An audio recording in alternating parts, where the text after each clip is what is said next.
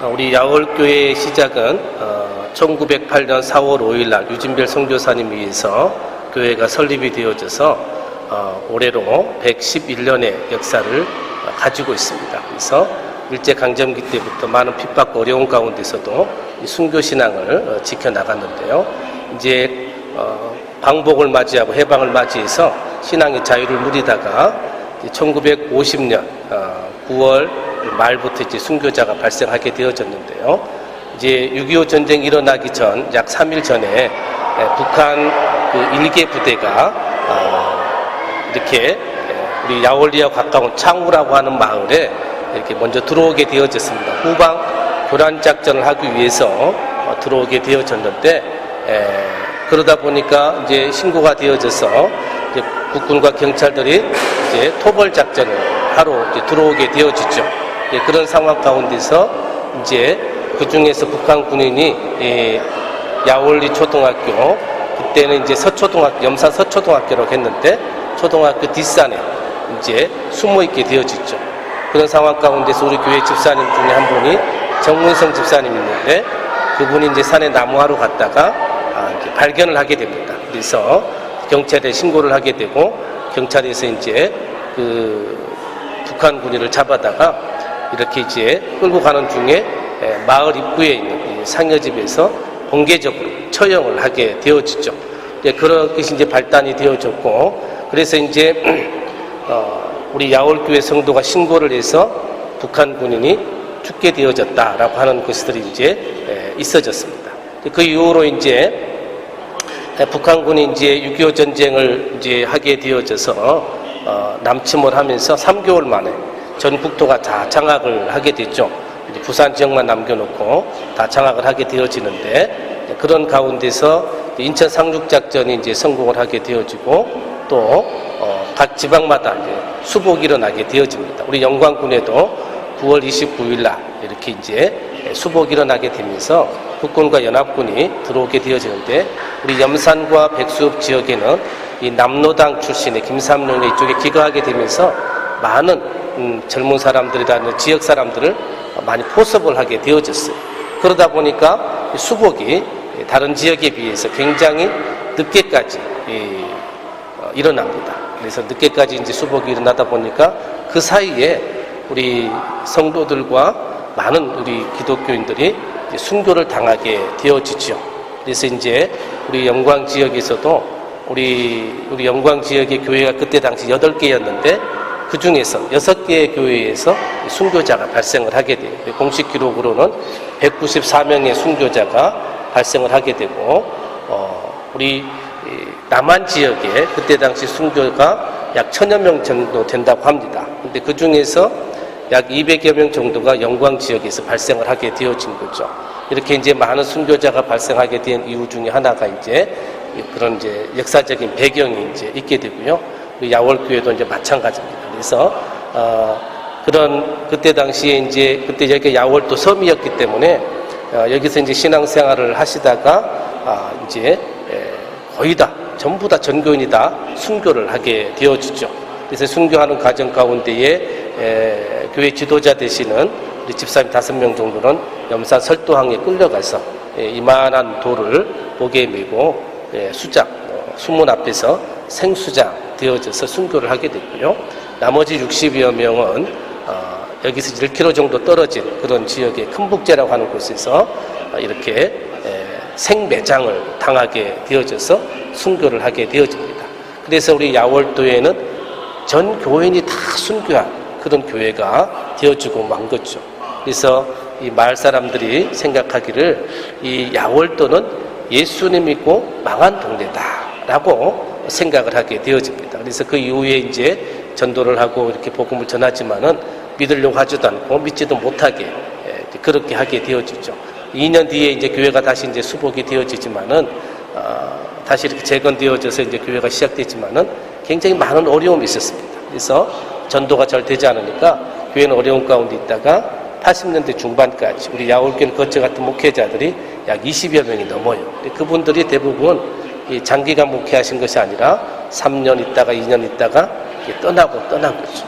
그 이후에 이제 저희 교회 원로 목사님 되시는 백일량 목사님 오셔서 가장 먼저 하셨던 일이 뭐였냐면 순교신앙을 계승해야 되겠다라고 생각을 합니다. 그래서 어떻게 순교하고 누가 순교했는지를 다 조사를 하게 되어지죠. 그래서 이제 그 결과물이 우리 교회 입구에 보면 순교 기념탑이 세워져 있어요. 그래서 순교 기념탑을 통해서 1990년도에 세워지게 되어지면서 우리 한국 교회에 우리 야월교회가 전 교인이 65명이 순교한 교회라고 하는 것이 이제 교계에 알려지기를 이제 시작하게 된 배경입니다.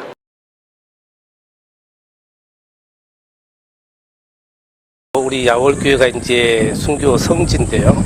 순교 신앙의 의미를 제가 한번 생각을 해본다면, 먼저 이제 우리 순교 신앙이라고 하는 것은 먼저 십자가 영성이다라고 말씀드리고 싶습니다. 십자가 영성은 예수님께서 십자가 못 박혀 죽으시면서 이렇게 자기를 희생하시면서 많은 사람들을 구원하셨잖아요. 그런 것처럼 하나님의 미랄이 땅에 떨어져 많은 열매를 맺는 것처럼 이 순교신앙이라고 하는 것은 내가 죽어져야 된다고 하는 것이죠. 그래서 일상생활 속에서 우리가 순교신앙으로 산다라고 하는 것은 내가 예수님처럼 공동체 안에서 내가 드러나는 것이 아니라 나를 통해서 예수님이 드러나고 또 교회가 드러나고 공동체가 드러나는 그런 신앙이 바로 순교신앙이 아닌가 생각을 합니다. 그래서 이제 우리 야월교회 순교기념관에 보면은 맞잡은 손이라고 있어요. 그 맞잡은 손은 한쪽 손은 상처나고 찢겨져 있는 손이고 또 한쪽 손은 깨끗한 손, 하나님의 손을 표현합니다. 그래서 순교로 인한 아픔과 상처가 있지만은 하나님의 손을 서로 맞잡음으로 인해서 이 치유와 회복이 일어나고 또 용서와 화해를 이루자라고 하는 그런 이 순교의 의미를 가지고 있어요. 그래서 순교신앙이라고 하는 것은 어떻게 보면 이 용서하고 화해하는 것이다. 예수님께서도 십자가에 못 박히시면서 이렇게 자기를 죽이는 로마 병사들을 향해서 용서하셨잖아요. 그리고 스테반 집사도 자기에게 돌을 던지는 그 회중들을 향해서 용서하는 기도를 하셨잖아요. 그런 것처럼 우리도 순교신앙이라고 하는 것은 바로 용서하고 화해하는 것이다.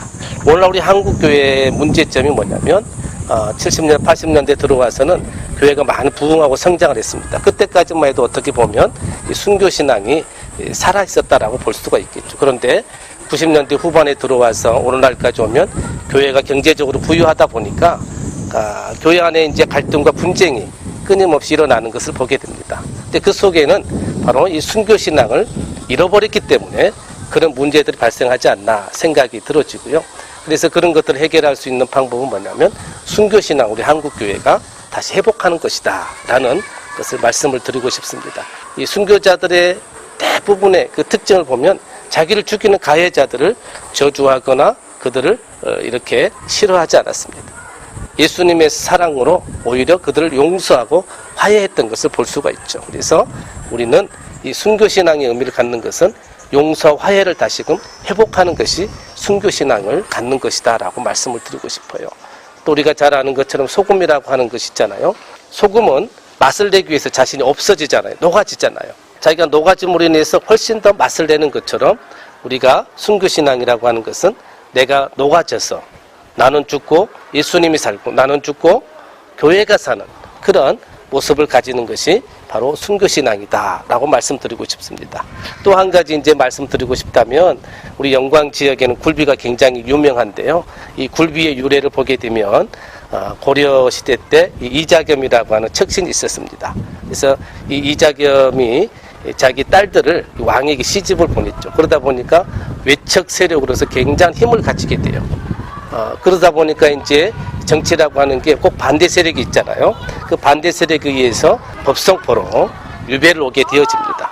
와서 보니까 어민들이 이 조기를 잡아가지고 소금에 절여서 반건조해서 말린 그 생선을 먹어보니까 너무 맛있는 거예요. 그것을 이제 왕에게 진상을 하면서 거기다가 그걸 이름을 짓는데 그걸 굴비라고 이름을 짓습니다. 근데 굴비라고 하는 이름의 뜻이 뭐냐면 비굴할 굴자에다가 안일 비자라는 거죠. 자기가 여기 유배 당해 왔지만은 나는 당당하다라고 하는 것을 표현하지 않는가 생각이 들어져요.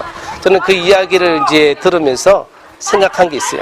우리 그리스도인들이 세상 가운데서 좀 당당하게 사는 것이 필요하다. 그것이 바로 순교신앙이 아닌가 생각을 해봅니다. 내가 그리스도인이다. 나는 크리스찬이라고 하는 그런 자부심을 가지고 살아가는 것이 세상 가운데서 당당하게 자기 자신을 드러내는 것이 바로 오늘날 어떻게 보면 순교신앙이 아닌가 생각해 봅니다. 오늘날 많은 사람들이 나는 예수님 믿습니다, 교회 다닙니다라고 하는 걸 드러내기를 꺼려 하잖아요. 순교신앙이라고 하는 것은 당당하게 자기 자신을 예수님 믿는 사람이라고 하는 것을 나타내는 것이 바로 순교의 의미가 아닌가 생각을 해봅니다. 그래서 우리 한국교회가 다시금 우리 성도들이 순교신앙을 회복하여서 제2의 영적 부흥기가 일어나는 그러한 소망이 있습니다.